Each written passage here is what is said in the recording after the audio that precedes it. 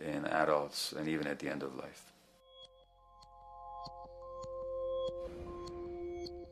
Human beings have lived in almost every kind of society, from the most egalitarian, hunting and gathering societies seem to have been very egalitarian, for instance, based on food sharing, gift exchange. Small bands of people living predominantly off of foraging, but a little bit of hunting.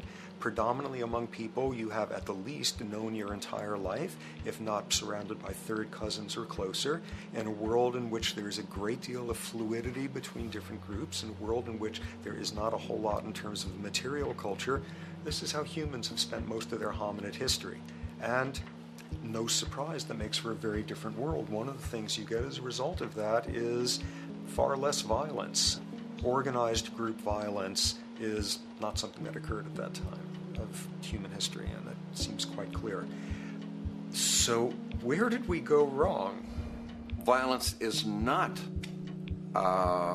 universal. It's not symmetrically distributed throughout the human race. There is a huge variation in the amount of violence in different societies. There are some societies that have virtually no violence. There are others that destroy themselves. Some of the Anabaptist religious groups that are complete strict pacifists, like the Amish, the Mennonites, the Hutterites. Among some of these groups, the Hutterites, there are no recorded cases of homicide.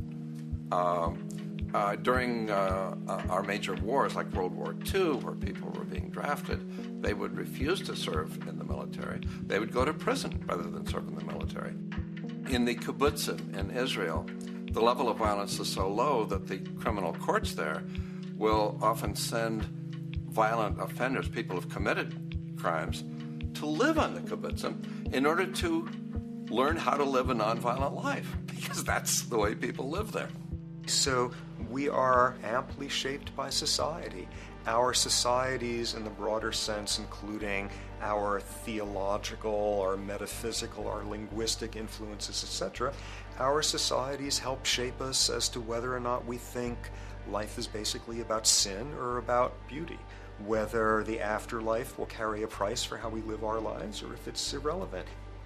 In a broad sort of way, different large societies could be termed as individualistic or collectivist, and you get very different people and different mindsets, and I suspect different brains coming along with that.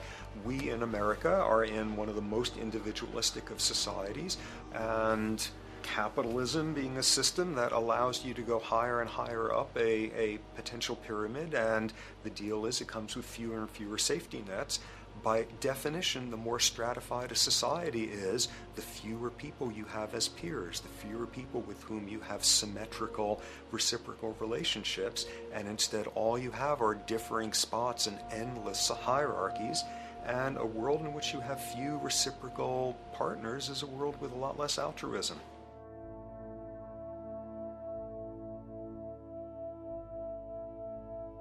Alright, so this brings us to a total impossible